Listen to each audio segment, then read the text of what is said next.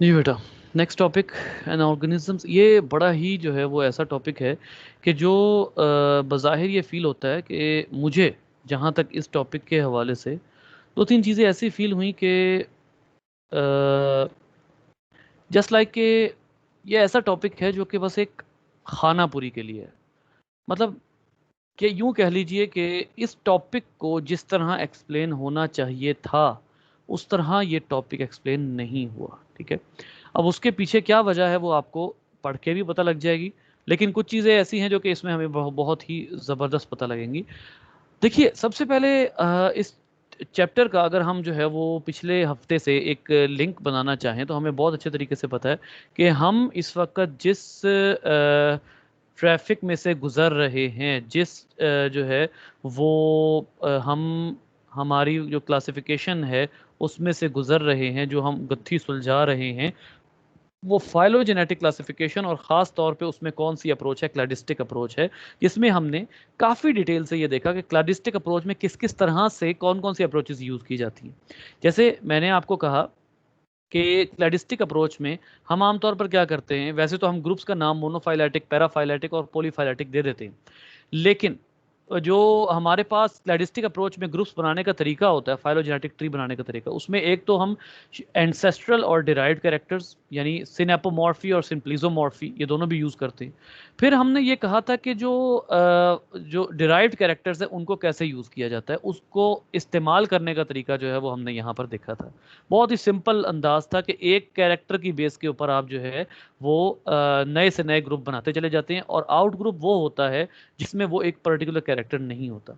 फिर हमने ये भी बड़ी इंपॉर्टेंट इन्फॉर्मेशन इसमें पढ़ी थी कि जो फाइलोजेनेटिक ट्री है वो आ, उसमें टाइम किसी न किसी लिहाज से डिस्कस किया जा सकता है। ठीक है, और वो है कि उसकी ब्रांच लेंथ क्या है, और वो ब्रांच जो है उसमें जेनेटिक चेंज उस ब्रांच में एक्सप्रेस होती है।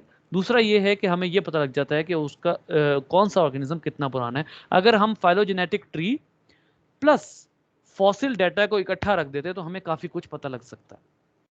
फिर इसी तरीके से हमने ये कहा था कि सबसे ज़्यादा ज़रूरी क्या चीज़ है फाइलोजेनेटिक ट्री बनाने में, सबसे इंपॉर्टेंट चीज़ ये है कि आपने जब फाइलोजेनेटिक ट्री बनाना है तो आपने मैनुअली अगर बनाना है तो आपने मैक्सिमम पार्सिमनी फॉलो करनी है। मैक्सिमम पार्सिमनी क्या थी कि आपने कम से कम कॉम्प्लेक्सिटी की तरफ जाना है।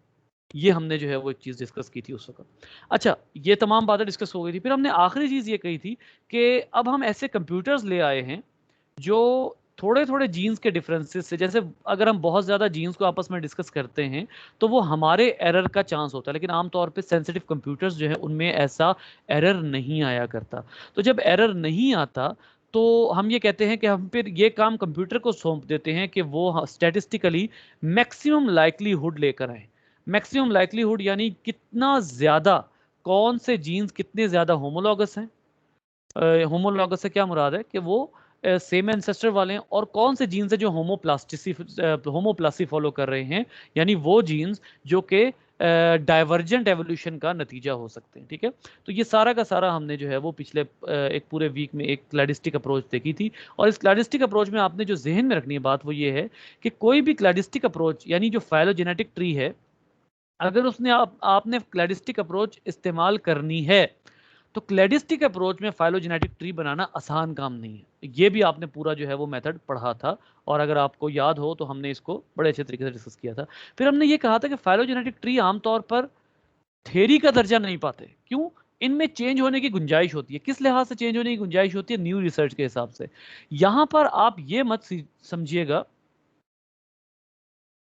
आप ये मत समझिएगा कि जो फाइलोजेनेटिक ट्री है वो बहुत वीक चीज है, नहीं, वो ऐसा नहीं है। फाइलोजेनेटिक ट्री को हाइपोथेसिस करार देने के पीछे असल में जो स्टोरी है, जो कॉन्सेप्ट है, वो ये है कि जो फाइलोजेनेटिक ट्री है वो बेसिकली एक ऐसा फ्लेक्सिबल कॉन्सेप्ट है जिस पे रिसर्च चल रही है, और अगर ये कभी फाइनल हो जाता है तो आप अंदाजा कीजिए कि कितनी रिसर्च के बाद जाके एक फाइलोजेनेटिक ट्री 100% फाइनल होगा। यानी ये वो कॉन्सेप्ट्स हैं जिनको आप हाइपोथेसिस का दर्जा दे सकते हैं, ये इतने कंफर्म कॉन्सेप्ट्स नहीं हैं। यानी इसका मतलब ये है कि हमारी रिसर्च में बहुत से कॉन्सेप्ट साइंस में ऐसे भी हैं जिनमें हाइपोथेसिस रहने की गुंजाइश होती है, कि वो हाइपोथेसिस रहते हैं, वो थ्योरी नहीं बनते। ये आप यहां से ये कंक्लूड कर सकते हैं। खैर आते हैं अब यहाँ पर मैंने आपको कहा था कि आपने फाइलोजेनेटिक ट्री को एज ए हाइपोथेसिस जब आप देखेंगे तो यहाँ कुछ सिमिलैरिटीज और डिफरेंसेस लिखे हुए हैं जो बर्ड्स और क्रोकोडाइल्स के, वो आप खुद ही देख लीजिएगा। अब यहाँ पर इन्होंने कुछ इंफॉर्मेशन आपको दी हुई है कि जब एक ऑर्गेनिज्म है उसकी एवोल्यूशनरी हिस्ट्री को आप उठाकर स्टडी करते हैं, और उसकी एवोल्यूशनरी हिस्ट्री को उठाकर स्टडी करने के बाद जब आप ये देखते हैं कि उसकी एवोल्यूशनरी हिस्ट्री सिर्फ उसके मॉर्फोलॉजिकल फीचर्स से जाहिर नहीं होती, बल्कि ऑर्गेनिजम्स की जो एवोल्यूशनरी हिस्ट्री है वो उनके जीन्स में भी, वो कहते हैं ना कि अकल वालों के लिए निशानियां हैं, जो सर्च करने वाले हैं उनके लिए निशानियां हैं कि जो एवोल्यूशनरी हिस्ट्री होती है वो जीन्स में भी लिखी हुई होती है। उसको स्टडी करने का एक अंदाज होता है, लेकिन किसी भी ऑर्गेनिज्म की एवोल्यूशनरी हिस्ट्री को उसके जीन्स में से रीड किया जा सकता है। ठीक है, जैसे फॉर एग्जांपल फर्ज कर लीजिए कि आपके पास जो है दो ऑर्गेनिजम्स हैं, एक है ह्यूमन और एक है यीस्ट। आप चाहते हैं कि इन दोनों की एवोल्यूशन को इस तरह डिस्कस करें कि आपको यह पता लग जाए कि इनका क्लैड कहां बन रहा है। समझ रहे हैं मेरी बात?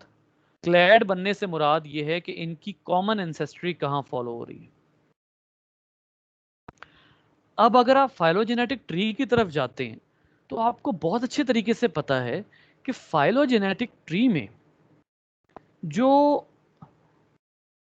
मॉर्फोलॉजिकल डाटा है, अगर आप उसकी बेस पर स्टडी करना शुरू हो जाते हैं तो ये बात आप काफी वाज़ेह तौर पर बता सकते हैं कि ह्यूमन और यीस्ट में मॉर्फोलॉजिकल फीचर्स को कंपेयर किया ही नहीं जा सकता। सवाल ही नहीं पैदा होता, क्योंकि जाहिर है बहुत कुछ डिफरेंट है।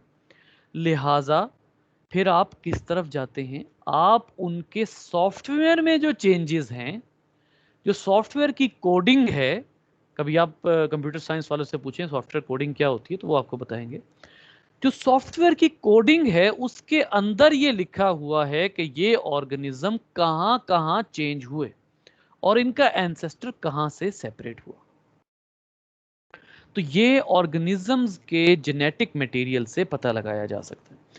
अब इसके लिए क्या क्या अप्रोचेस यूज होती है? फॉर एग्जांपल हमारे पास यहाँ एक अप्रोच होती है कि हम बड़े पर्टिकुलर जीन्स को फॉलो करते हैं। सम टाइम एवोल्यूशनरी हिस्ट्री को स्टडी करने के लिए हम पर्टिकुलर जीन्स को फॉलो करते हैं। पर्टिकुलर जीन्स ये दो तरह के होते हैं। एक पर्टिकुलर जीन्स वो होते हैं विच आर कंजर्व्ड, जिनके अंदर कोई फास्ट चेंजेस नहीं आते, बल्कि ये बहुत स्लोली चेंज होते हैं, एक्सट्रीमली स्लोली ऑल्टर्ड। अच्छा जी, अगर ये इतने ही स्लोली ऑल्टर होते हैं तो देख लेते हैं कि क्या इनमें जो है वो कौन से जीन्स आते हैं। बेटा इनमें वो जीन्स आते हैं जो राइबोसोमल आरएनए बनाते हैं। यानी आप यूं कह लीजिए कि ये वो जीन्स है जो राइबोसोमल डीएनए के। आपने अक्सर देखा सुना होगा और पढ़ा भी होगा कि the ancestor of green plants are green algae and the data and the evidences are supported by the data of ribosomal RNA। ये बहुत सी जगहों पर आपको सेंटेंस पढ़ने को मिलेगा।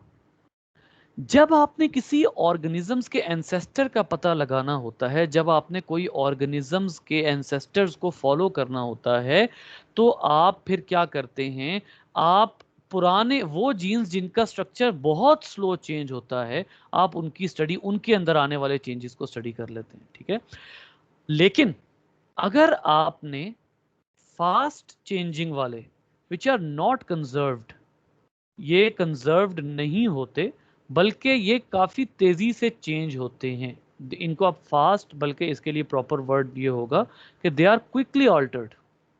ठीक है, तो क्विकली ऑल्टर्ड होने वाले जीन्स में कौन से जीन्स होंगे जिनको आप बहुत ही कम टाइम फ्रेम में डिस्कस कर सकते हैं। अच्छा, ये टाइम फ्रेम कौन सा है ये भी ज़हन में रखिएगा। ये टाइम फ्रेम अर्थ का टाइम फ्रेम है, हमारा टाइम फ्रेम नहीं है ये। ये अर्थ का टाइम फ्रेम है। अर्थ के टाइम फ्रेम के हिसाब से स्लोली चेंज होने वाले जीन कौन से होते हैं? माइटोकॉन्ड्रियल डीएनए के जीन, सॉरी, क्विकली ऑल्टर होने वाले। कंपैरेटिवली, बेटा कंपैरेटिव बात हो रही है। अगर आप एक बंदे की औलाद में देखेंगे तो हो सकता है माइटोकॉन्ड्रियल डीएनए के जीन्स चेंज ना हुए हों। ये बात हो रही है अर्थ की हिस्ट्री की। अर्थ की हिस्ट्री में कंपैरेटिवली जो जीन्स तेजी से चेंज हो जाते हैं वो माइटोकॉन्ड्रियल डीएनए के हैं, और जो जीन्स बहुत स्लोली चेंज होते हैं उनका ताल्लुक राइबोसोमल डीएनए के साथ होता है। तो फिर आप क्या करते हैं? आप इनमें आने वाले चेंजेस को कंपेयर कर लेते हैं, यानी comparison can lead us to ancestors जिनमें जितने सिमिलर चेंजेस होंगे। अब यहां पर एक और बात भी आती है कि जिन ऑर्गेनिजम्स के कोडिंग में, जिन ऑर्गेनिजम्स के डीएनए में, जिन ऑर्गेनिजम्स के जीन्स में जितने सिमिलर चेंजेस होंगे, उन ऑर्गेनिजम्स के जो एंसेस्टर्स होंगे वो उतने ही क्लोज होंगे, उतने ही क्लोजली प्लेस्ड होंगे जिन ऑर्गेनिजम्स के जीन्स कम से कम ऑल्टर्ड होंगे। कौन से वाले? माइटोकॉन्ड्रियल डीएनए के और राइबोसोमल डीएनए के। ठीक है। अब यहां पर जो है इन्होंने वैसे लिखा हुआ है कि एक सिंपल सी एग्जांपल दी है कि one research team has traced the relationship among the Native American groups through their mitochondrial DNA. फिर the molecular findings corroborate other evidence that the Pima of Arizona. अब ये यहां पर मुख्तलिफ कल्चर्स की बात बता रहा है, मुख्तलिफ तहजीबों की बातें बता रहा है। जैसे आप मोहिंजोदाड़ो की बात करते हैं, जैसे आप गंधारा तहजीब की बात करते हैं, आप आर्यंस की बात करते हैं, पुरानी तहजीबें जो थी अर्थ के ऊपर जो एग्जिस्ट कर रही थी, इन्होंने उन तहजीबों को कंपेयर किया। और आपको पता है कि रिसेंटली आपको आपका जो डाटा है, बहुत से ह्यूमंस का डाटा कंपेयर किया गया, और अल्टीमेटली आपको यह पता लगा कि आपका ओरिजिन क्या है, आपके रिसेंट तरीन एंसेस्टर्स कौन है।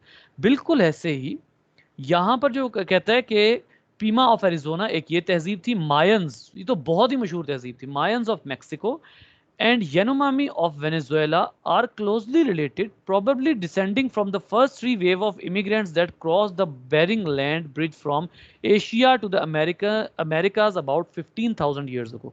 अब आपने तहजीबों का ओरिजिन पता लगाने की कोशिश कर ली, किसके जरिए? माइटोकॉन्ड्रियल डीएनए के जरिए। तो आप इतने लंबे लंबे एनालिसिस कर सकते हैं on the basis of these two types of genes. तो जो एवोल्यूशन होती है वो जीन्स में रिटर्न होती है। ये साइंटिस्ट्स का एक जो है वो अंदाज है एवोल्यूशन को स्टडी करने का। हाँ, एवोल्यूशन को एक और अंदाज से भी स्टडी किया जा सकता है, वो है जीन डुप्लीकेशंस। एक बात आपको और भी बहुत अच्छे तरीके से पता है, और वो हम पढ़ते आए हैं पिछले चैप्टर में, खासतौर पे एवोल्यूशन का यूनिट अगर आप उठाकर देखें तो उसमें आप ये चीज़ पढ़ते आए हैं, और वो क्या है कि एवोल्यूशन में जीन डुप्लीकेशन बहुत हुई है। जीन डुप्लीकेशन, जैसे फॉर एग्जांपल आपने कहा था कि ह्यूमन के अंदर ऑलमोस्ट 358 जीन्स हैं ऑल्फेक्शन के लिए, वर्किंग फॉर ऑल्फेक्शन। ऑल्फेक्शन क्या होता है? सूंघने की हिस्स को ऑल्फेक्शन कहते हैं। 358 जीन्स हैं ऑल्फेक्शन के। अब ये 358 जीन्स 358 कैसे हुए? क्या वो हुआ जिसके जरिए ये जीन्स बढ़ते गए बढ़ते गए? बेटा वो चीज है जीन डुप्लीकेशन। ठीक है। ऑर्गेनिजम्स में जो कैरेक्टर्स एनहेंसमेंट हुई है, जो कैरेक्टर्स बढ़े हैं, नए से नए कैरेक्टर्स आए हैं, किसी एक कैरेक्टर में और ज्यादा फ्लरिशनेस हुई है, वो क्या है? वो जीन एनहेंस, वो जीन डुप्लीकेशन है। ठीक है। अब जीन डुप्लीकेशन भी दो तरह की होती है। डुप्लीकेटेड जीन्स आमतौर पर माइटोसिस का नतीजा हो सकते हैं, ट्रांसपोजोन्स का नतीजा हो सकते हैं, क्रॉसिंग ओवर के ख़राब होने का नतीजा हो सकते हैं कि क्रॉसिंग ओवर ठीक नहीं हुई तो जीन्स डुप्लीकेट हो गए। एक इवेंट वो भी आया था ना, कि आपको पता है कि एक इवेंट वो आया था जब ऑर्गेनिजम्स हैप्लॉइड से क्या हुए थे? हैप्लॉइड से डिप्लॉयड हुए थे। तो हैप्लॉइड से डिप्लॉयड होने का सबसे पहला मतलब ये है कि अगर एक ऑर्गेनिज्म में एक जीन का एक हिस्सा मौजूद था, तो उसी ऑर्गेनिज्म में उसी जीन का दूसरा हिस्सा, उसी जीन का दूसरा पार्टनर भी आ गया, तो ये डिप्लॉयड हो गए। ठीक है। लेकिन उसके साथ साथ यही जीन्स डुप्लीकेट भी हुए हैं। फॉर एग्जांपल, अगर एक ही क्रोमोसोम है, उस पर एक जीन ए था, ठीक है, तो पहले वो ए था, लेकिन एक इवेंट ऐसा आया कि वो दो जीन्स एक ही क्रोमोसोम पर मौजूद आना शुरू हो गए, ए। ठीक है। तो ये है जीन डुप्लीकेशन, यानी एक ही जीन का डुप्लीकेट कर जाना। याद रखिए, जीन की डुप्लीकेशन का मतलब ये हरगिज नहीं है जीन सदफ बेटा अक्सा को मैसेज करें, वो किधर है? जी सर। अच्छा, जीन डुप्लीकेशन का हरगिज मतलब ये नहीं है कि अगर एक जीन एक क्रोमोसोम पर है तो वो दूसरे क्रोमोसोम पर भी मौजूद है। नो, ये डिप्लॉइडी है। डिप्लॉइडी में क्रोमोसोम जरूर डबल हुए हैं, लेकिन यहां जीन डुप्लीकेशन का असल मतलब यह है कि एक ही रो में जीन्स डुप्लीकेट कर गए। ठीक है, जैसे आप लोगों को याद होगा हम क्रोमोसोमल एब्रेशन की बात करते हैं। क्रोमोसोमल एब्रेशन में आपको अच्छे तरीके से पता है, क्रोमोसोमल एब्रेशन में क्या होता है कि एक ही जगह पर एक जीन डबल हो जाता है। क्रोमोसोमल एब्रेशन कितनी तरह की होती है आपको पता है, डुप्लीकेशन है, इन्वर्जन है, ठीक है, डिलीशन है। तो जीन डुप्लीकेशन जो है उसका मतलब यह होता है कि एक ही जगह पर जीन्स डुप्लीकेट कर गए। अब जीन्स डुप्लीकेट करने में दो तरह की फैमिलीज हैं जो जीन डुप्लीकेट करने से बनती हैं। अगर आप एवोल्यूशनरी पर्सपेक्टिव से देखते हैं ना, एवोल्यूशनरी पर्सपेक्टिव, तो एवोल्यूशनरी पर्सपेक्टिव में दो तरह की फैमिलीज हैं। एक वो फैमिली है जो at the time of divergence, divergence from a common ancestor, किसी एक कॉमन एंसेस्टर से जब डाइवर्जेंस हुई तो वो उन जीन्स की वजह से हुई। ठीक है, उसको, उन जीन्स को आप कहते हैं ऑर्थोलॉगस जीन्स। ऐसे जीन्स, जी बेटे। सर अक्सर ऑफलाइन है।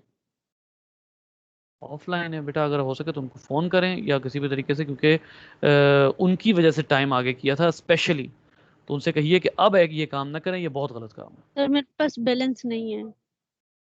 ओके चले, मैं करता हूँ, थोड़ी देर में करता हूँ। अच्छा जी, एवोल्यूशनरी पर्सपेक्टिव, एवोल्यूशनरी पर्सपेक्टिव में अगर आप देखें तो जीन डुप्लीकेट जो हुई है ना, वो दो फैमिलीज बनती हैं जीन्स की डुप्लीकेट होने के हवाले से। एक फैमिली वो बनती है जीन्स की जिसमें ऑर्गेनिज्म अपने एंसेस्टर से डाइवर्ज हुए। फॉर एग्जाम्पल कि जीन कुछ इस तरह डुप्लीकेट हो गए कि एक एंसेस्टर के दोनों डिसेंडेंट जो हैं वो दो डिसेंडेंट्स बन गए। ठीक है, जैसे ये अभी ठीक होता तो मैं आपको एक डायग्राम बनाकर दिखाता हूं, तो इसको पता नहीं दरमियान में क्या मसला हो जाता है। चल भाई,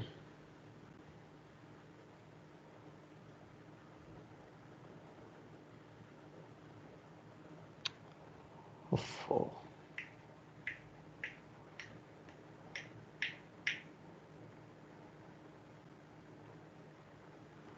खैर, अच्छा अब यहां पर आप देखिए कि एक एंसेस्टर है ए, उसका एक डिसेंडेंट है A1, एक डिसेंडेंट है A2।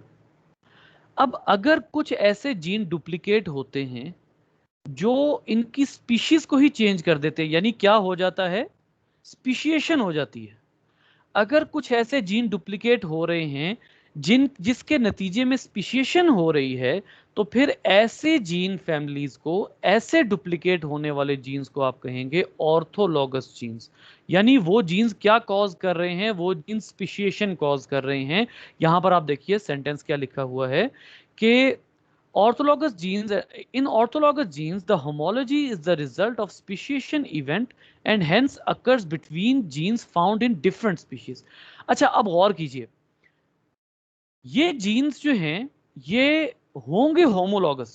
होमोलॉगस क्यों होंगे, ये होमोलॉगस इस वजह से होंगे कि अगर ये जीन्स डुप्लीकेट होकर, ये जीन्स डुप्लीकेट हुए जिसकी वजह से एक स्पीशीज बन गई A1 और दूसरी स्पीशीज बन गई A2। वापस इसी पर आना पड़ेगा, पता नहीं क्या मुसीबत है इसको। एक स्पीशीज बन गई A1, एक स्पीशीज बन गई A2। ठीक है, लेकिन वो जीन्स जो हैं उनमें से एक जीन इन दोनों में मौजूद होगा, डुप्लीकेट हुआ है ना। फर्ज कर लें कि इनमें एक जीन था स्मॉल ए, एक जीन था स्मॉल बी। ठीक है, A1 में क्या हो गया, small A small A small B, और A2 में क्या हो गया, small A small B.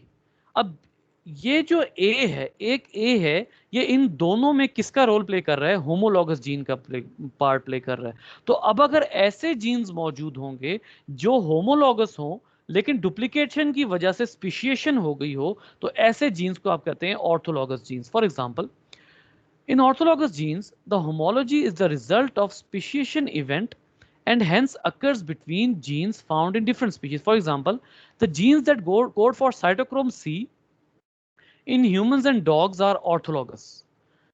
Function same है, फंक्शन सेम है, लेकिन क्या हुआ है, जीन डुप्लीकेट कर गया। अब उस जीन डुप्लीकेशन से चेंज क्या आया वो एक अलग बात है, लेकिन अगर उस जीन की डुप्लीकेशन से स्पीशीज चेंज हो रही है तो इसका मतलब ये है कि स्पीशिएशन हो गई है, और वो जीन डुप्लीकेशन जो है वो आप काउंट कर सकते हैं। बेसिकली यहां पर जो बात आ रही है ना, यहां पर वो बात आ रही है कि आप काउंट कर सकते हैं। फॉर एग्जांपल दो स्पीशीज को कंपेयर करते हैं, दो स्पीशीज को कंपेयर करते हैं। एक स्पीशीज है A small A small A small A small A small B small B small B small B. अब ये एक स्पीशीज का जीन है, ये दूसरी स्पीशीज है, उसका जीन है small A small A small B small B small B small B. अब ये दो फैमिलीज हैं, इन दोनों में जो होमोलॉजी है उसमें ये बताया जा रहा है कि ये वाले जो रीजन्स हैं ये इनके अंदर एक होमोलॉजी एग्जिस्ट कर रही है।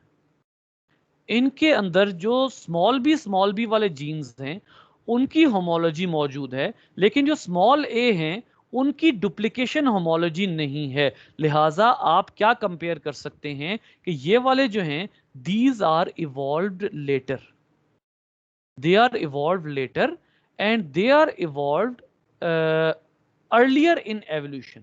एवोल्यूशन में ये पहले इवॉल्व हो गए और ये बाद में इवॉल्व हुए। ऐसी सूरत में इन जीन्स को आप क्या कहेंगे? अब यहां पर होमोलॉजी तो एग्जिस्ट कर रही है, लेकिन इनको आप क्या कहेंगे? ये कौन से जीन्स हैं? ये ऑर्थोलॉगस जीन्स हैं। ये वो जीन्स हैं जो कि स्पीशिएशन का बायस बने हैं। लिहाजा जो डुप्लीकेटेड जीन स्पीशिएशन का बायस बनेंगे उनको आप कहेंगे ऑर्थोलॉगस जीन्स। ठीक है, इसमें हम दूसरी टाइप पहले पढ़ लेते हैं ताकि हमें दोनों कंपैरिजन हमारे सामने आ जाए, और उसके बाद फिर हम इन दोनों को जो है वो इन दोनों के हवाले से जो भी आप पे क्वेश्चंस होंगे वो हम ले लेंगे। दूसरी टाइप जो है जो जीन्स डुप्लीकेट कर जाते हैं वो कौन से जीन्स हैं? बेटा वो जीन्स हैं जिनको आप कहते हैं पैरालॉगस जीन्स। पैरालॉगस जीन्स वो होते हैं जो किसी भी कैरेक्टर एनहेंसमेंट में काम आते हैं। कैरेक्टर एनहेंसमेंट, कैरेक्टर एनहेंसमेंट में वो जरूर काम आते हैं, लेकिन they do not cause speciation. ये स्पीशिएशन कॉज नहीं करते, कैरेक्टर एनहेंसमेंट में जरूर काम आते हैं। फॉर एग्जाम्पल यहां देखिए, the homology result from gene duplication, hence multiple copies of these genes have diverged from one another within a species. एक ही स्पीशीज में जो है वो क्या हो जाना, किसी भी कैरेक्टर की एनहेंसमेंट हो जाना। ठीक है, यहां पर आप देखिए कि ऑर्थोलॉगस जीन्स वो थे, यहां पर हम डायग्राम भी देख लेते हैं। अब प्रोडक्ट ऑफ स्पीशिएशन, एक एंसेस्ट्रल स्पीशीज थी उसमें ये जीन था। अब क्या हुआ कि एंसेस्ट्रल स्पीशीज में डाइवर्जेंस हुई, जीन की डाइवर्जेंस हुई। इनमें ऑर्थोलॉगस जीन जो है ये वो जीन्स हैं जिनमें कुछ चेंज आया और उसकी वजह से क्या हो गया, उसकी वजह से जीन चेंज हो, उसकी वजह से स्पीशीज चेंज हो गई। तो ऐसे केस में आप क्या कहेंगे? आप ये कहेंगे कि इन जीन्स के अंदर एक ऐसा चेंज आया है जो कि स्पीशीज को सेपरेट कर रहा है। ठीक है, यहां पर हम जो है वो इस पैराग्राफ में distinguish two types of homologous genes. एक जो है वो जीन्स हैं, होमोलॉगस हैं दोनों। ये देखिए इन दोनों में बेसिकली जीन जो है वो सेम है, लेकिन जीन के अंदर थोड़ा सा चेंज आया हुआ, या तो वो जीन डुप्लीकेट कर गया या उस जीन में थोड़ा सा चेंज आया है, और अब वो जो चेंज आया है उसकी वजह से क्या कॉज हो गई है? स्पीशिएशन कॉज हो गई है। आप दूसरे केस में देखिए पैरालॉगस जीन में, पैरालॉगस में क्या हुआ है? पैरालॉगस में एक जीन डुप्लीकेट हुआ है और वो उसी स्पीशीज में है, स्पीशीज चेंज नहीं हुई, यानी उसी स्पीशीज के एक कैरेक्टर में एनहेंसमेंट जरूर आई है लेकिन स्पीशीज चेंज नहीं हुई। ऐसे केस में आप क्या कहेंगे? ये फैमिली जो जीन्स की है इसको आप कहते हैं इनको आप कहते हैं paralogous genes. For example You encountered the example of olfactory receptor genes which have undergone many gene duplications in vertebrates. Humans have 380 genes, sorry 358 लिख गया, 380 functional copies of these paralogous genes while mice have 1200. अब ये चीज क्या है? ये दो species का कैरेक्टर है. ह्यूमन को जब आप कहेंगे तो ह्यूमन के ऑल्फैक्टरी जीन करंटली जो स्टैंडर्ड है ह्यूमन के ऑल्फैक्टरी जीन्स का वो टोटल कितने हैं? 380. ह्यूमंस के अंदर ये एक निशानी है कि जो ऑल्फैक्शन है उसके टोटल जीन्स 380 हैं. अब ये आप इसमें ये कह सकते हैं कि ह्यूमंस के अंदर ऑल्फैक्शन के जीन जब डुप्लीकेट हुए तो वो टोटल कितने हो सके? 380 हो सके. जबकि आप इसको माइस से कंपेयर करें तो माइस के अंदर इतनी एवोल्यूशन हो चुकी है अभी तक कि माइस के अंदर ऑल्फैक्शन के जीन्स की जो डुप्लीकेशन हुई है वो कितनी हो चुकी है? वो 1200 जो हैं वो ऑल्फैक्शन के जीन्स माइस में मौजूद हैं.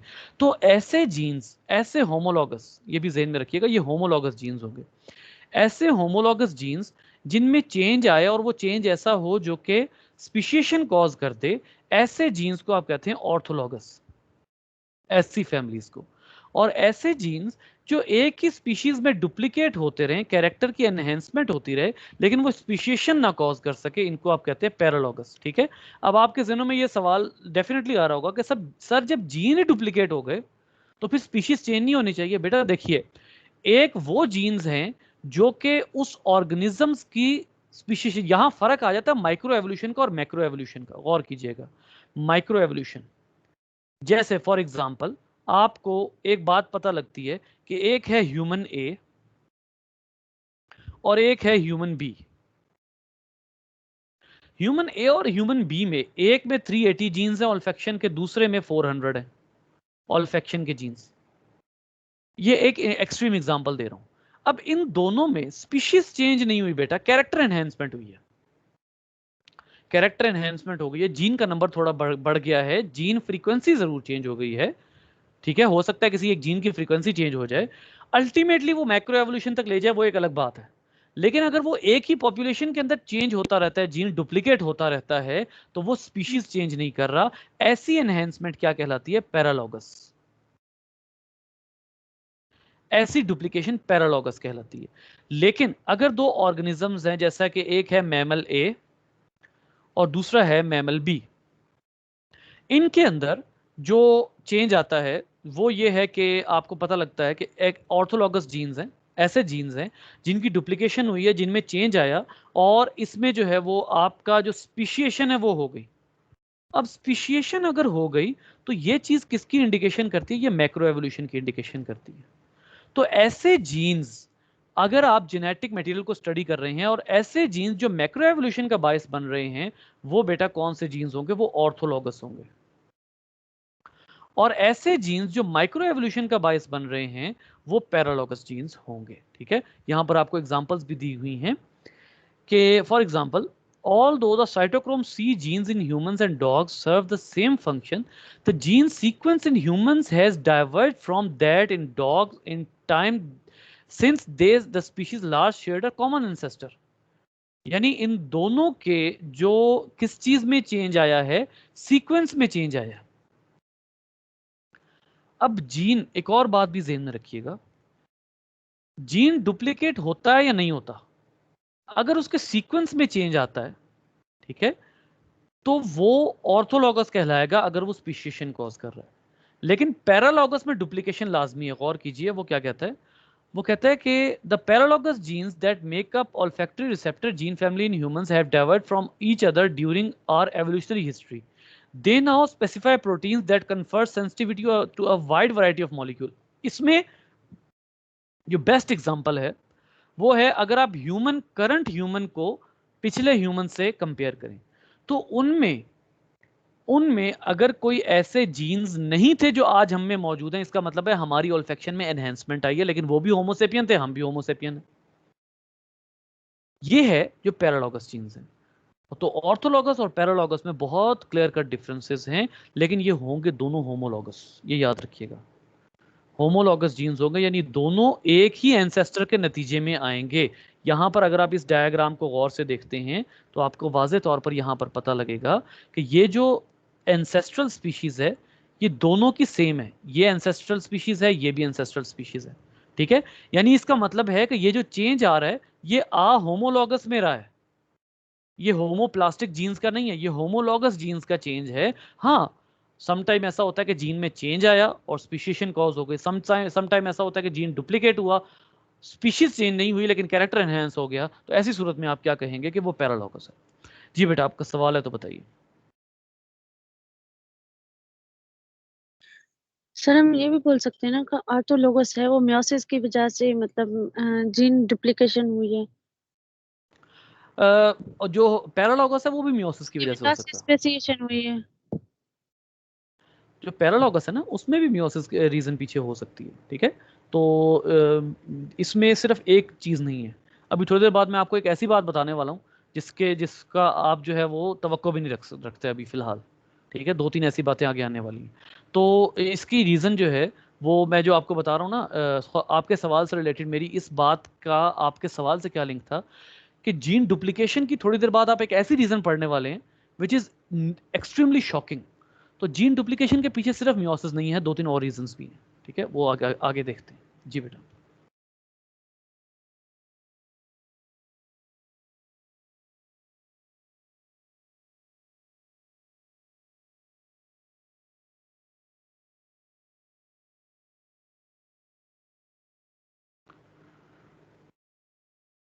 अकाउंटिंग जी कोई सवाल नहीं। The homology is result of speciation event and hence occurs between genes found in different species. अब इसमें जो है वो डुप्लीकेशन और चेंज दोनों पॉसिबल हैं। ठीक है, अगर चेंज आया है और वो होमोलॉगस है तो वो ज़्यादातर इम्कान ये है कि वो ऑर्थोलॉगस होगा क्योंकि वो स्पीशीशन कॉज करेगा।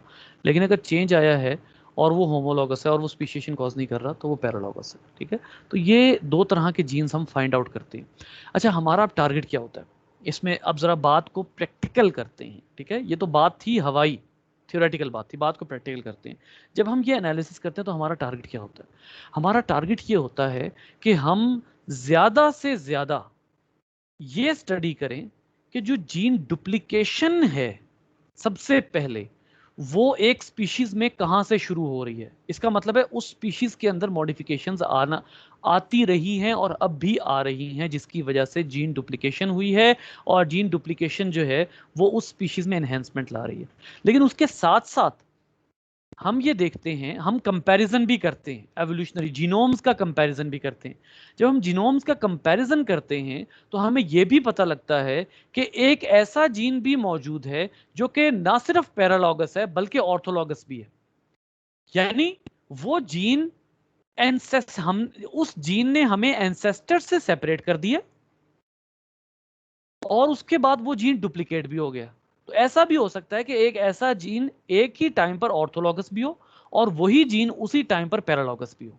ठीक है, तो लेकिन जब हम कंपैरिजन करते हैं और हमें ये पता लगता है कि ये जो जीन्स की चेंज हैं इनमें कौन सा ऐसा टाइम आया जिसने हमें एंसेस्टर से अलग किया, इस लिहाज से अगर आप ऑर्थोलॉगस जीन्स को देखें ना तो ऑर्थोलॉगस जीन्स बड़े डिफाइंड होने चाहिए, बड़ा ही हमें पता होना चाहिए कि हाँ ये ऑर्थोलॉगस जीन्स है और यहां से हम एकदम सेपरेट हुए। ठीक है, और ऐसा है कि हमें बहुत से ऐसे जीन्स का बड़े वाजे तौर पर पता लग जाता है कि ये वो जीन है कि जो अगर पैरालॉगस रहता, ऑर्थोलॉगस ना होता, तो हम एंसेस्टर लिनिएज में कंटिन्यू करते।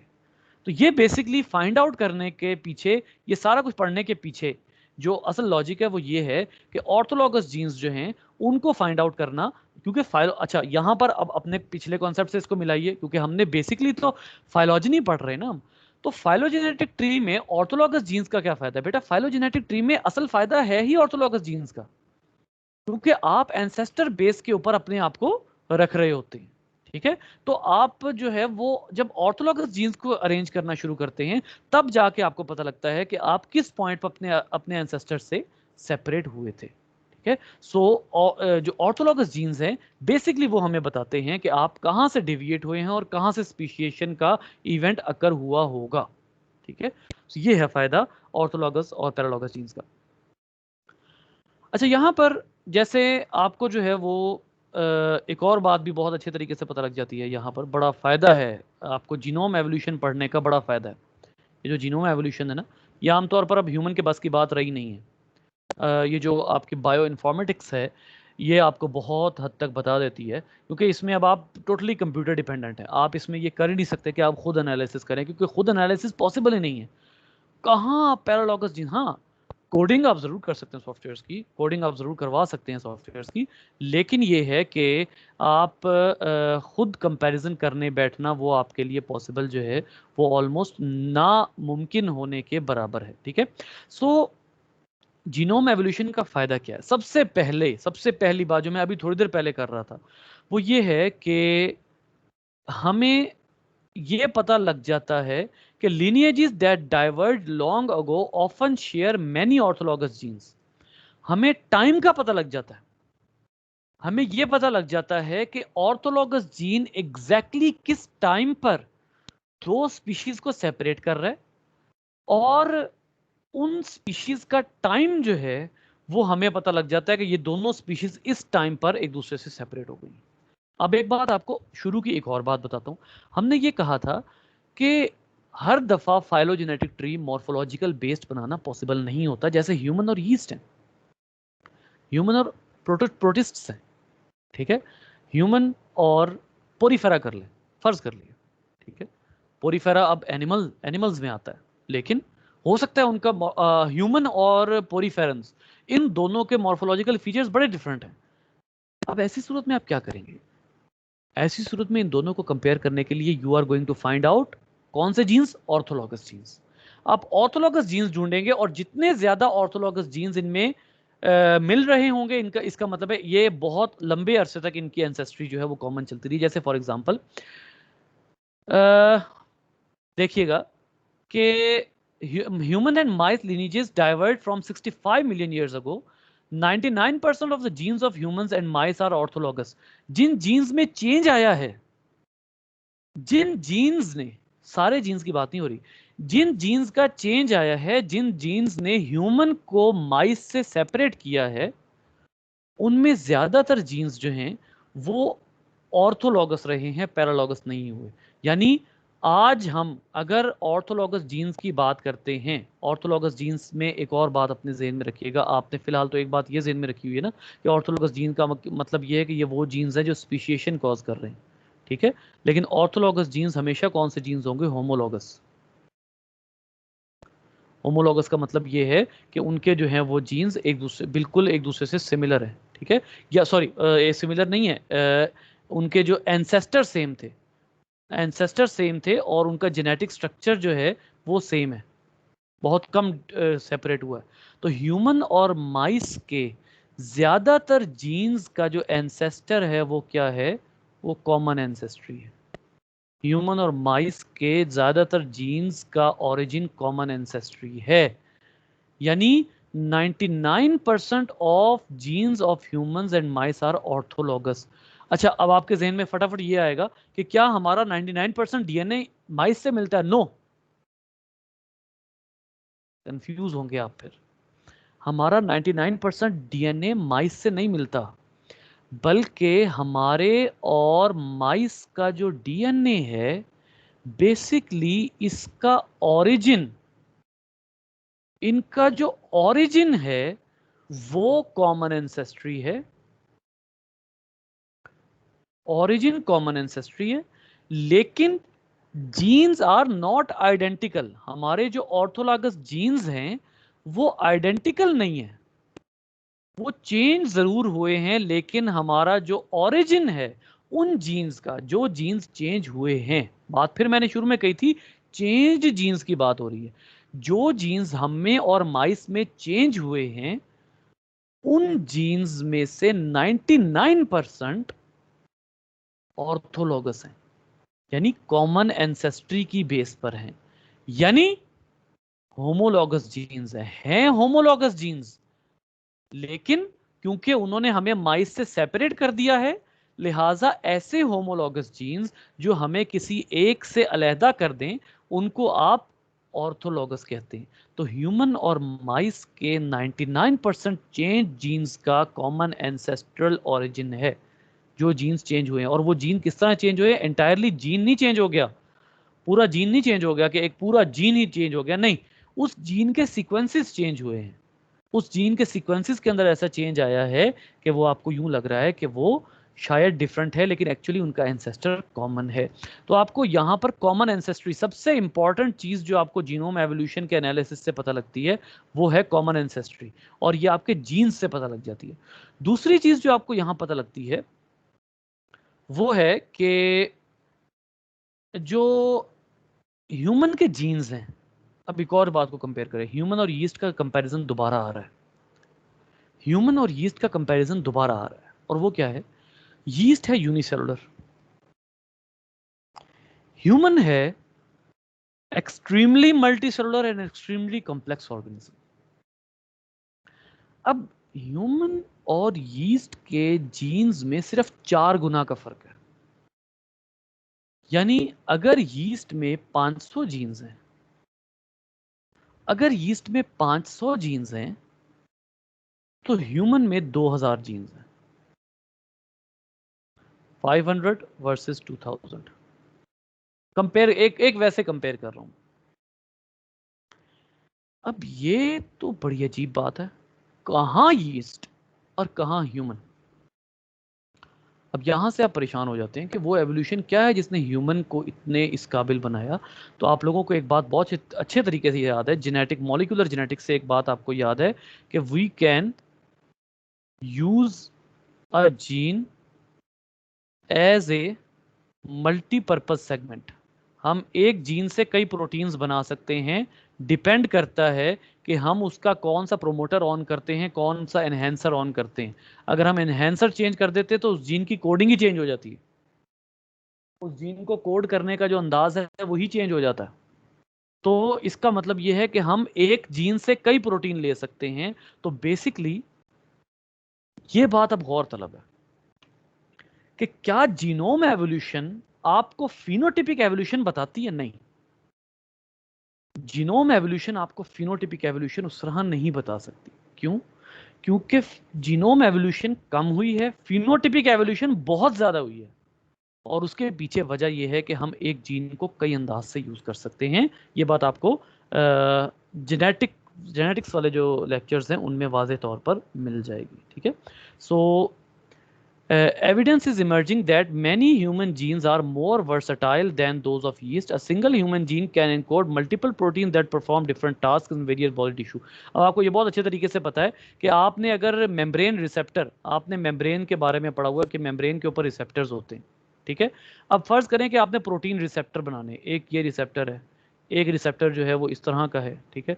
एक रिसेप्टर इतना इस तरह का है। अब आप ये दोनों रिसेप्टर एक जीन से बना सकते हैं, एक ही जीन को डिफरेंट अंदाज से कोड करें, एक वक्त में ये वाला जीन बने वो बनेगा, रिसेप्टर बनेगा, एक वक्त में ये वाला रिसेप्टर बनेगा। तो इसका मतलब ये है कि आप इजीली एक ही जीन से 2 रिसेप्टर्स बना सकते हैं, विच डेफिनेटली मींस कि आप क्या कर सकते हैं, एक ही जीन को डिफरेंट अंदाज से यूज कर सकते हैं। तो जीनोम एवोल्यूशन में एक बात वाजे है कि आपको फिनोटिपिक डिफरेंस नहीं पता लगेगा। फिनोटिपिक एवोल्यूशन बेसिकली उसके पीछे लॉजिक असल में ये है कि ह्यूमन के जीन बहुत मल्टीपर्पज अंदाज के जरिए काम कर सकते हैं। ठीक है। अच्छा जी, अब अगली बात आ जाती है कि मॉलिक्यूलर क्लॉक्स एक ऐसी चीज है जो कि आपको ये बताती है कि एवोल्यूशनरी टाइम कौन सा है। मॉलिक्यूलर क्लॉक एवोल्यूशनरी टाइम के बारे में बता सकती है। ये आपको बता सकती है कि इस क्या क्या बता सकती है आपको मॉलिक्यूलर क्लॉक्स, एक कॉन्सेप्ट हम पढ़ने लगे।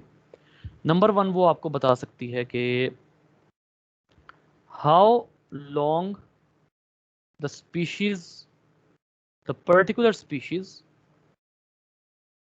Is evolving. कितना अरसा हो गया एक स्पीशीज को इवॉल्व करते हुए। Number 2, how long the particular species separated from the ancestors. कितना टाइम हो गया।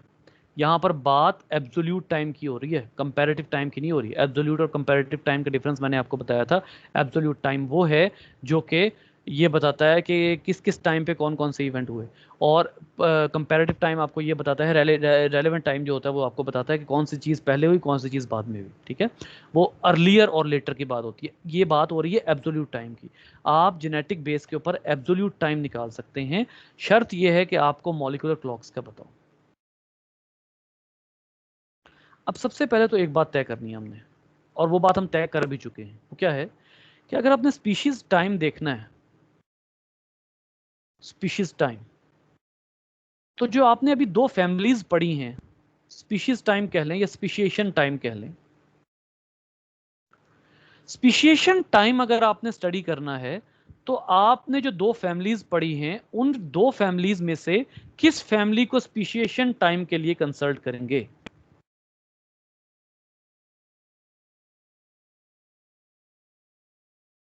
जी बेटा,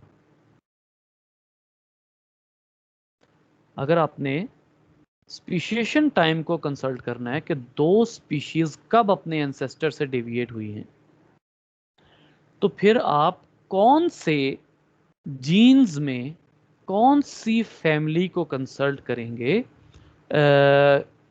किस फैमिली के जीन्स जो हैं वो आप कंसल्ट करेंगे चेंजेस को स्टडी करने के लिए।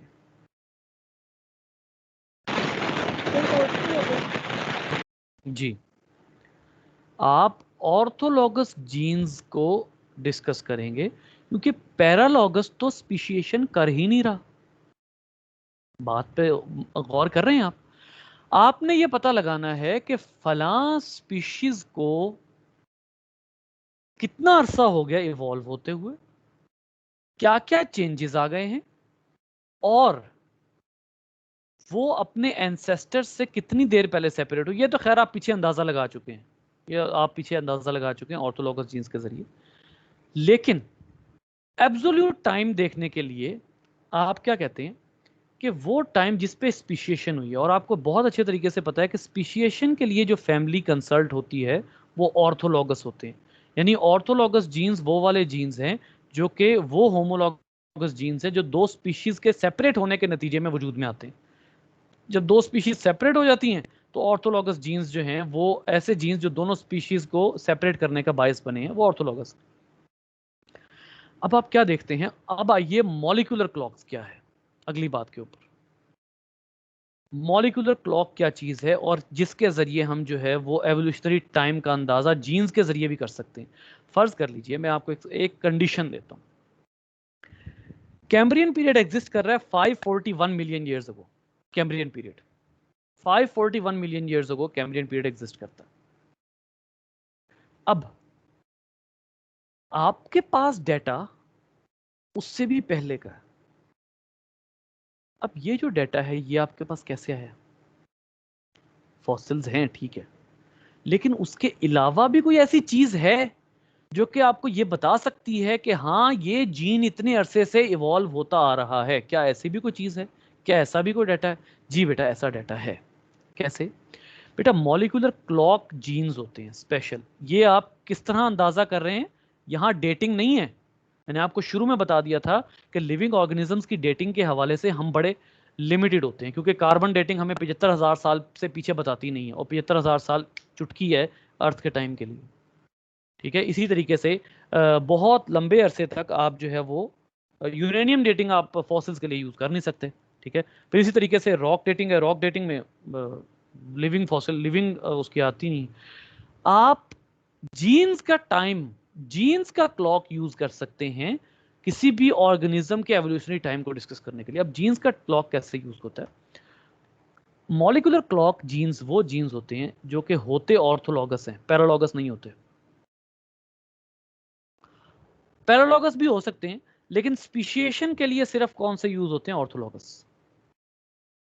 ऑर्थोलॉगस जीन्स, और कौन से ऑर्थोलॉगस जीन्स जिनमें द यहां गौर कीजिएगा, the change in sequence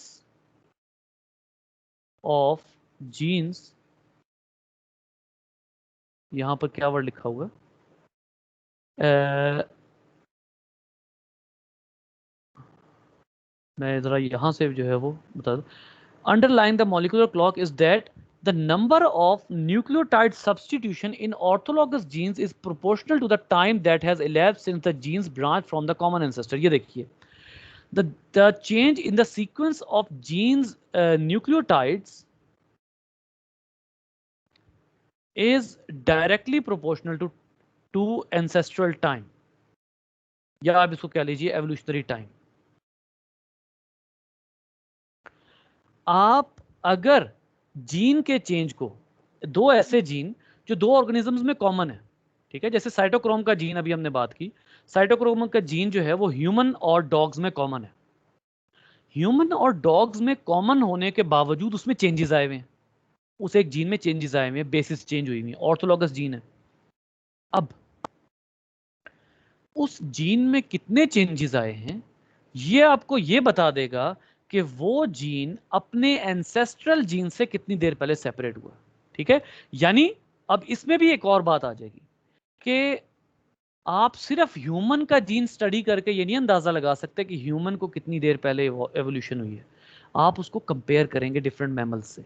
for example सबसे पहले आप चिंपैंजी से कंपेयर करते हैं ऑर्थोलॉगस जीन के सीक्वेंस को, AGCT AGCT AGCT आप कंपेयर करते हैं। फिर आप कंपेयर करते हैं ह्यूमन चिंपैंजी और माइस को। फिर आप फॉर एग्जांपल कंपेयर करते हैं ह्यूमन चिंपैंजी और मकैका मुलेटा मोंकी को। फिर आप करते हैं एप्स को।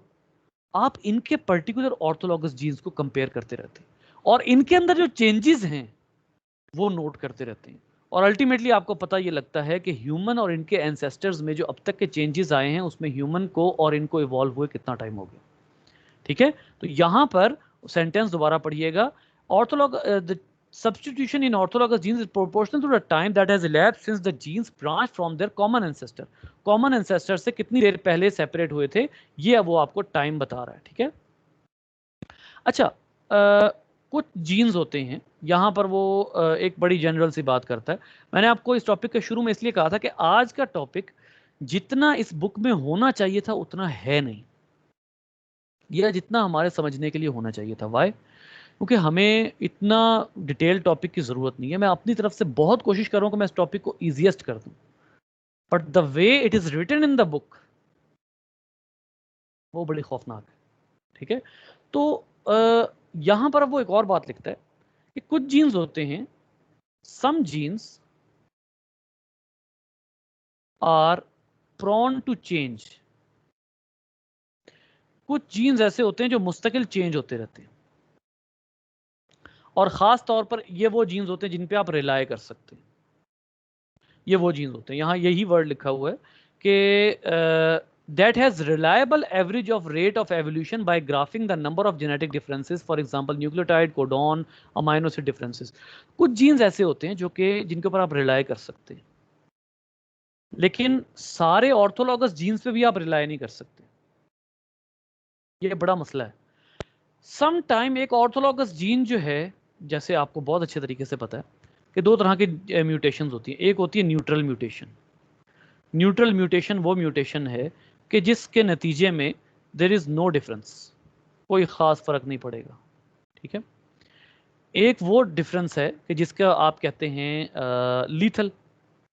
लीथल म्यूटेशंस आम तौर पर या तो ऑर्गेनिज्म को डेड कर देती हैं या उनको चेंज कर दिया जाता है। सॉरी, उनको चेंज नहीं किया जाता बल्कि उनको रीसेट कर दिया जाता है। उनको रीसेट कर दिया जाता है, फौरी तौर पर उनको रीसेट कर दिया जाता है, रिपेयर कर दिया जाता है। अब फॉर एग्जांपल एक जीन है, आपके पास एक स्पीशीज है ए, एक स्पीशीज है बी। इसमें आपके पास एक जीन ये वाला है ऑर्थोलॉगस, ये भी जीन है ऑर्थोलॉगस। ऑर्थोलॉगस मतलब इस जीन ने स्पीशीशन कॉज की, है होमोलॉगस, लेकिन इस जीन ने स्पीशीशन कॉज की। अच्छा, पता लगता है कि बी में ये very low rate of evolution. इसमें एवोल्यूशन होने का, इस जीन में एवोल्यूशन होने का या चेंज होने का रेट बहुत लो है और इस जीन में हाई है। क्यों? क्योंकि ये जीन जो है ये इंपॉर्टेंट हो गया है for survival of species be. Important for survival किसी वजह से ये जीन इसके सर्वाइवल के लिए इंपॉर्टेंट हो गया, जबकि ये जीन इसके ए के सर्वाइवल के लिए इतना इंपॉर्टेंट नहीं है, लिहाजा इसमें आने वाली म्यूटेशन इतना मैटर नहीं कर रही। क्योंकि इसमें आने वाली म्यूटेशन इतना मैटर नहीं कर रही, लिहाजा क्या होता है कि ये जीन बहुत तेजी से म्यूटेट होता है और ये जीन बहुत आहिस्ता म्यूटेट होता है। तो इसका मतलब है कि ऑर्थोलॉगस जीन का भी म्यूटेशन रेट डिफरेंट, एक की म्यूटेशन तेज हो जाती है, दूसरे की म्यूटेशन आहिस्ता हो जाती है। तो ऑर्थोलॉगस जीन में भी जो एवोल्यूशन का रेट है वो चेंज हो सकता है। लेकिन कुछ जीन्स ऐसे हैं, जैसे आप क्या करते हैं, आप फिर एक जीन को कंसल्ट करना छोड़ देते हैं। अभी मैं थोड़ी देर पहले पढ़ रहा था कि साइंटिस्ट्स ने एक एक्सपेरिमेंट किया, और क्या एक्सपेरिमेंट किया उन्होंने, 658 जीन्स को कंपेयर किया डिफरेंट स्पीशीज के। इससे फायदा क्या हुआ? इससे फायदा ये हुआ कि जो जीन्स स्लो एवोल्यूट हो रहे थे वो भी पता लग गए, जो तेजी से एवोल्यूट कर गए वो भी पता लग गए, और उसके साथ साथ आपको मॉलिक्यूलर क्लॉक भी पता लग गया कि किस जीन में कितना चेंज आया है और वो कितना अरसा पुराना जीन है। ठीक है, तो इस डाउट से बचने के लिए कि एक जीन जो है वो सर्वाइवल, ऑर्थोलॉगस जीन तुक्के से, ये दोनों ऑर्थोलॉगस है ना, दोनों ही ऑर्थोलॉगस है, ठीक है, एक जो है वो सर्वाइवल के लिए जरूरी हो गया और दूसरा सर्वाइवल के लिए उतना इंपॉर्टेंट नहीं है, लिहाजा इसका चेंज जो है वो जल्दी हो जाएगा, इसका चेंज लेट हो जाएगा। इस कंफ्यूजन को ओवरकम करने के लिए उन्होंने क्या वाहिद तरीका यूज किया, उन्होंने कहा भाई सबसे अच्छा तरीका क्या है कि ज्यादा से ज्यादा जीन्स को कंपेयर करो। देखिए लिखा हुआ है कि one group of researchers constructed molecular clocks of vertebrate evolution from publish sequence data for 658 nuclear genes. अब बहुत टाइम लगा उनको, ठीक है, और बहुत लंबे अरसे का उन्होंने कंपैरिजन किया, बट इसका फायदा उन्हें बहुत हुआ, क्योंकि वो जो ये डाउट है कि दो ऑर्थोलॉगस जीन्स में से एक जल्दी हाई रेट ऑफ एवोल्यूशन है और एक का रेट ऑफ एवोल्यूशन बहुत लो है, ये जो कंफ्यूजन है इससे निकलने का वाहिद जरिया यही था कि आप इन दोनों को कंपेयर कर लें। ठीक है, अच्छा, इसमें जैसे इन्होंने एक और भी जो है मॉलिक्यूलर जो पोटेंशियल प्रॉब्लम्स हैं उनमें एक और भी इन्होंने कहा है कि सम टाइम क्या होता है कि एक जीन नेचुरल सिलेक्शन की तरफ से फेवर हो जाता है। जैसे अभी सर्वाइवल की आपने बात की ना, एक जीन है वो नेचुरल सिलेक्शन की तरफ से फेवर हो गया, उसमें चेंज आ ही नहीं रहा, अब आप फिर परेशान है। अब वो है ऑर्थोलॉगस जीन, यानी वो दो स्पीशीज में होमोलॉगस है और वो उन दोनों स्पीशीज के अंदर एक निशानी है एंसेस्टर की, लेकिन एक स्पीशीज में नेचुरल सिलेक्शन ने उस जीन को सिलेक्ट कर लिया, अब वो जीन चेंज ही नहीं हो रहा। अब जब वो चेंज ही नहीं हो रहा तो आप उनको कंपेयर भी नहीं कर सक रहे। फिर इसका सोल्यूशन वही है कि ज्यादा से ज्यादा जीन्स को कंपेयर किया जाए ताकि मॉलिक्यूलर क्लॉक का पता लग सके, ताकि ये पता लग सके कि कितने अरसे में मॉलिक्यूलर क्लॉक में चेंज आया है या कितने अरसे में ऑर्थोलॉगस जीन्स में चेंज आया है और कौन कौन से ऑर्थोलॉगस जीन्स में चेंज आया है। ठीक है, तो इस तरीके से आप जो है वो पूरी एक स्टडी कर सकते हैं और फाइलोजेनेटिक ट्री जो है वो आप, फाइलोजेनेटिक हिस्ट्री वो आप जीनोम से भी निकाल सकते हैं। ये बड़ा मुख्तसर सा केस इन्होंने HIV का दिया हुआ है कि HIV का जो केस है वो, क्योंकि है तो RNA वायरस HIV, लेकिन HIV की अगर आप ऑर्थोलॉगस स्टडी करते हैं तो सबसे लेटेस्ट स्टडी के मुताबिक सबसे पहला वो वायरस जिसने ह्यूमन को कभी डिस्टर्ब किया, वो वायरस जो है वो 1910 में डिस्कवर हुआ था। या पहला केस जो पहला जो एंसेस्टर था इन वायरसेस का वो 1910 में आया। जैसे यहाँ पर लिखा हुआ इन्होंने कहा है कि researchers compared sample from during the epidemic including a sample from 1959। एक तो 1959, ये 1959 के आसपास जो है सबसे पहले एड्स आया था। वो कहता है जी, extrapolating backward in time using the molecular clock indicate that HIV1M, ये वो स्ट्रेन है जो सबसे ज़्यादा ह्यूमन को तंग करता है, कि first spread to human around 1930। एक ये जो है वो इस तरह की, लेकिन मजीद जो जदीद टेक्निक्स है उनके ज़रिए पता लगा कि सबसे पहले ह्यूमन के अंदर ये सबसे पहले आया 1910 में, क्योंकि उस वक्त एड्स की बीमारी का पता नहीं था, लिहाजा इसको एक वैसी कोई बीमारी समझ लिया गया। लेकिन जो ह्यूमन के अंदर जो जीन्स मौजूद हैं और जो HIV में जीन्स मौजूद हैं, ऑर्थोलॉगस जीन्स, ये भी एक बड़ी बात है कि HIV के अंदर भी ऑर्थोलॉगस जीन्स मौजूद हैं। तो HIV के ऑर्थोलॉगस जीन्स का जो चेंज है, न्यूक्लियोटाइड सीक्वेंस का जो चेंज है, उसका एनालिसिस हमें ये बताता है कि ये ऑलमोस्ट 1910 से जो है वो ये ह्यूमन को डिस्टर्ब कर रहा है।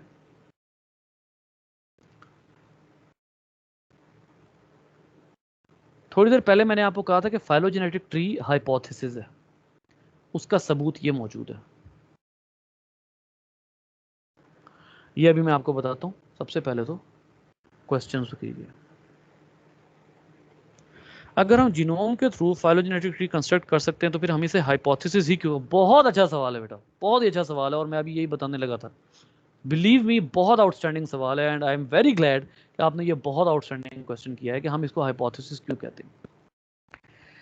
बेटा, इसको हाइपोथेसिस कहने की वजह यह है कि हम अभी तक पूरी स्पीशीज डिस्कवर कर नहीं सके। जब तक हम पूरी स्पीशीज नहीं डिस्कवर कर लेते तब तक हमें यह पता ही नहीं है कि कौन सा ऑर्गेनिज्म किससे सबसे ज्यादा रिलेटेड है और किसके एंसेस्टर कॉमन है। लिहाजा हमारा जो फाइलोजेनेटिक ट्री है उसमें चेंज आता रहता है, और जब हमारे पुराने और नए कॉन्सेप्ट्स में क्लैश होता है तो कन्वेंशनल साइंस की सूरत में हम ये मजबूर होते हैं हम किसी चीज़ को कंफर्म ना करें। जैसे फॉर एग्जांपल अभी मैं आपको अगले टॉपिक में से एक सवाल बताता हूं। एक बात मैं आपको बता चुका हूं, दूसरी बात मैं अब आपको बताने लगा हूं। उससे पहले आप लोग एक कॉन्सेप्ट जो है उसको क्लियर कर लीजिए लीनियन क्लासिफिकेशन के हवाले से। वो ये है कि आपको अच्छे तरीके से पता है कि जब आप किंगडम, फाइलम, क्लास, ऑर्डर की बात करते हैं तो उससे भी पहले एक वर्ड आता है डोमेन।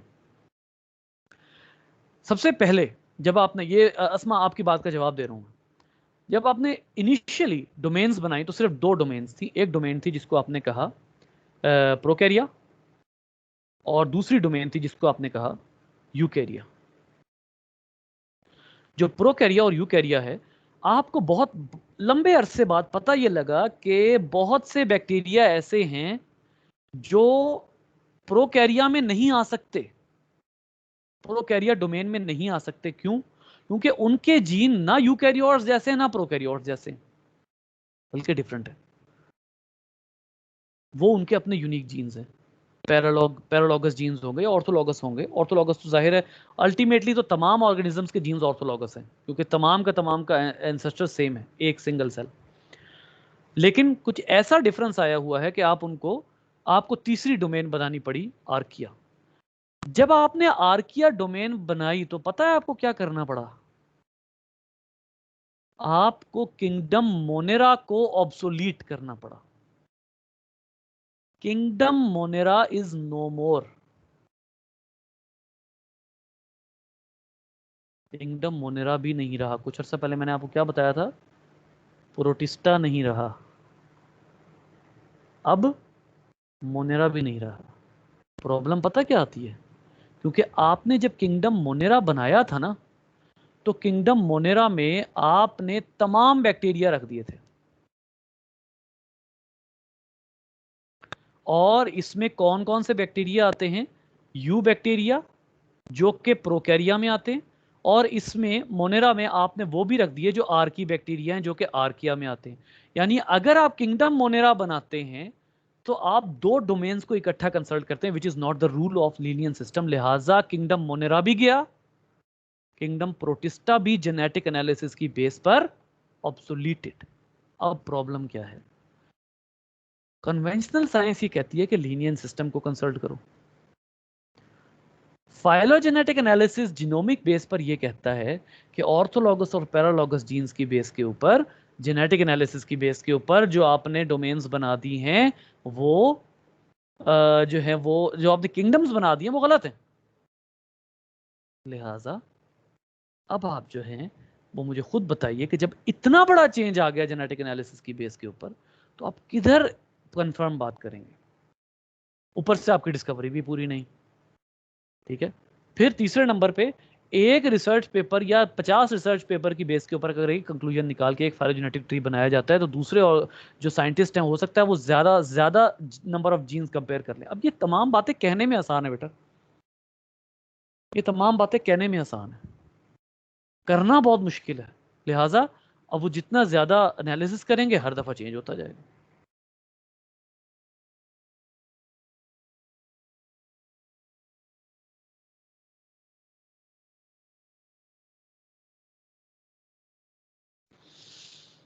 आई अंडरस्टैंड कि आज का टॉपिक जो है वो खासा घुमाऊ फिराऊ था, ख़ास तौर पे ऑर्थोलॉगस और पैरालॉगस के हवाले से।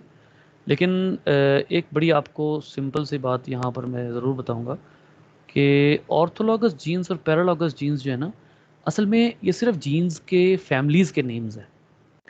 ऑर्थोलॉगस जीन्स वो हैं जो अपने ही एंसेस्टर से डाइवर्ज हुए हैं।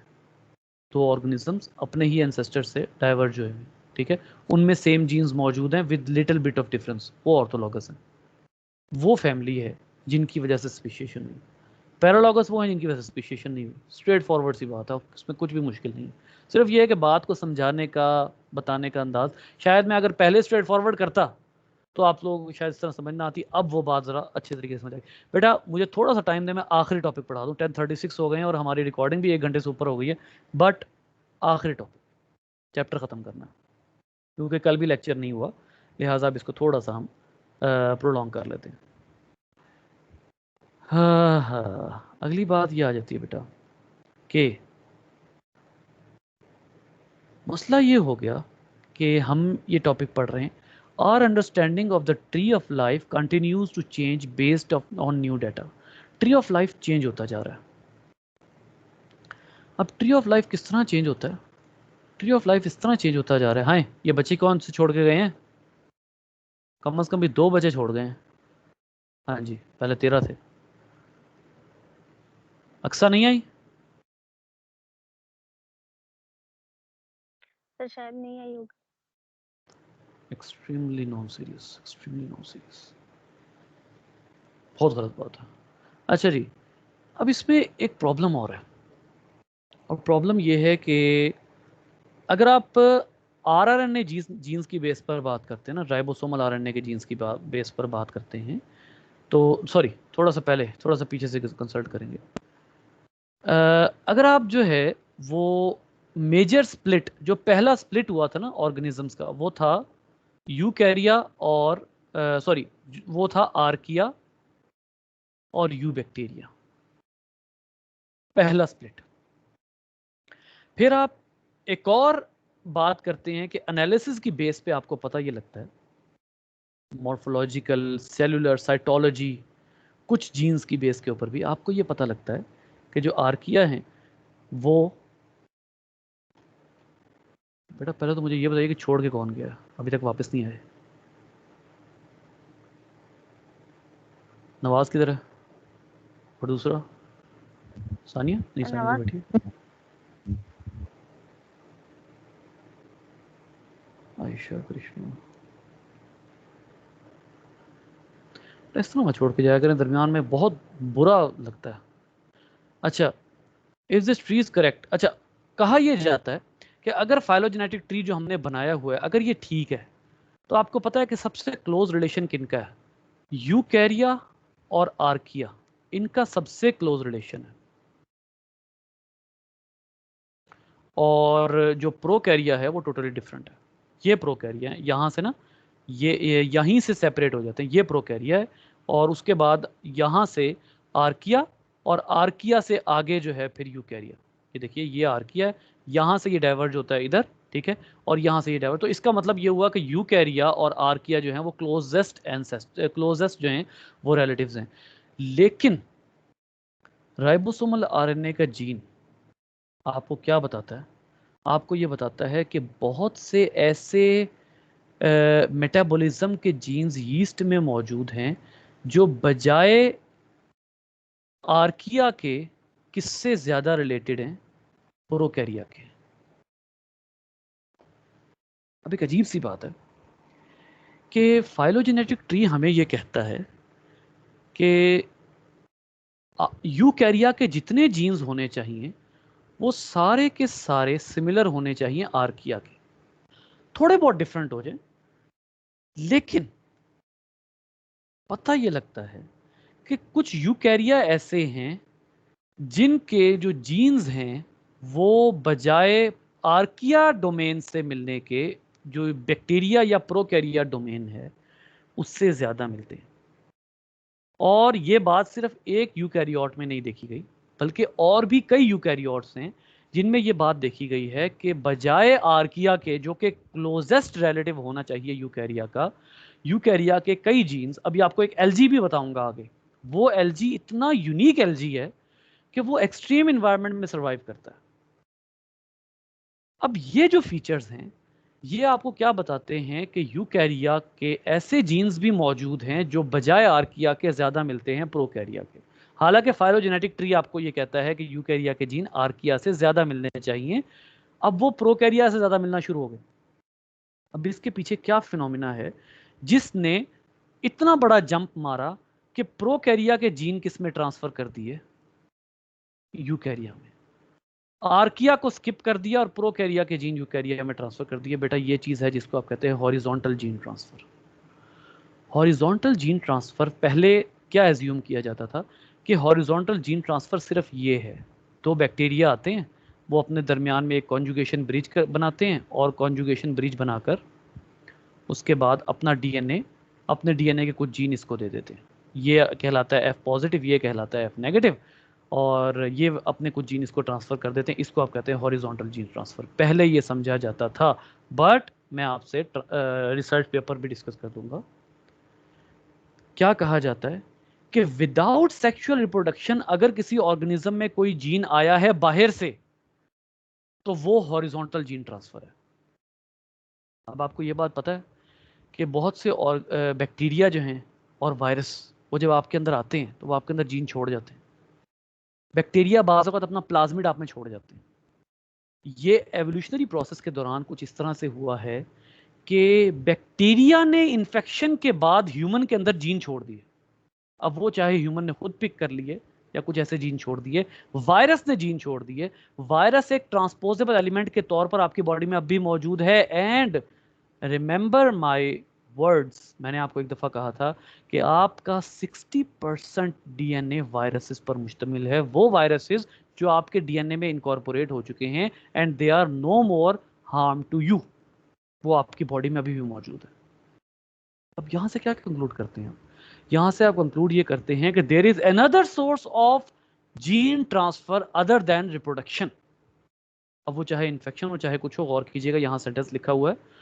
हॉरिजॉन्टल जीन ट्रांसफर क्या कहती है कि ये देखिए, such as exchange of transposable elements and plasmids, viral infection and fusion of organism। Evolution में बहुत बड़ा मैकेनिज्म ये हुआ है, फ्यूजन ऑफ ऑर्गेनिज्म। इसकी बेस के ऊपर क्या हुआ, एंडोसिम्बायोसिस खास तौर पर, इसकी बेस पे क्या हुआ कि दो इररेलेवेंट ऑर्गेनिजम्स के जीन्स मिल गए और कुछ फीचर आपके अंदर वो भी आ गए जो आर्किया के नहीं थे बल्कि प्रोकैरिया के थे। अब क्या करेंगे? अब बनाएं फाइलोजेनेटिक ट्री। अब जब आप फाइलोजेनेटिक ट्री बनाएंगे तो आपको पता ये लगेगा कि जेनेटिक्स की बेस के ऊपर तो फाइलोजेनेटिक ट्री बनता ही नहीं। कभी आप उसको यूकैरिया में घुसाते हैं, कभी आप उसको आर्किया में लेकर जाते हैं, कभी आप उसको प्रोकैरिया में लेकर जाते हैं। ये तो सारा कुछ इंटरमिक्स हो गया। अब क्या करेंगे? अब आप वो करेंगे जो आपको बुक ने कहा है, और वो ये है कि साइंटिस्ट ने ये प्रपोज किया है कि this is the phylogenetic tree. क्या कहता है कि, सेंटेंस गौर से सुनिएगा, बड़ा मजे का सेंटेंस है। वो कहता है कि early history of life should be represented not as dichotomous branching, जो कि शुरू से डिस्कस करते हम आ रहे हैं, but rather than as a tangled network of connected branches. ये टेंगल्ड नेटवर्क है। फाइलोजेनेटिक ट्री ऐसे ही नहीं बन गया। अब आपका यकदम यकदम आपका एवोल्यूशन का पर्सपेक्टिव ही चेंज हो जाएगा। आप बाज़ औक़ात अपने एंसेस्टर को भी नहीं ढूंढ सकते इस हॉरिजॉन्टल जीन ट्रांसफर की वजह से। वो जो डाइकोटमस ब्रांचिंग है, एंड पे आके उसका शीशे का महल पाश पाश हो जाता है यहाँ पे आके कि भाई जीन्स वहां से भी आए।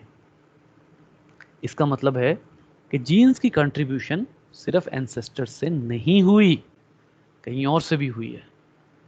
हाँ, अगर आपने ये देखना है कि एंसेस्टर कौन थे वो एक अलग बात है, लेकिन अगर आपने फाइलोजेनेटिक ट्री कंप्लीट करना है, उसमा मेरा ख्याल है वो सिग्नल्स की वजह से लीव कर गई एकदम। अगर आपने फाइलोजेनेटिक ट्री कंप्लीट करना है then you can never complete it on the basis of dichotomous branching. जी बेटा, अब बताइए।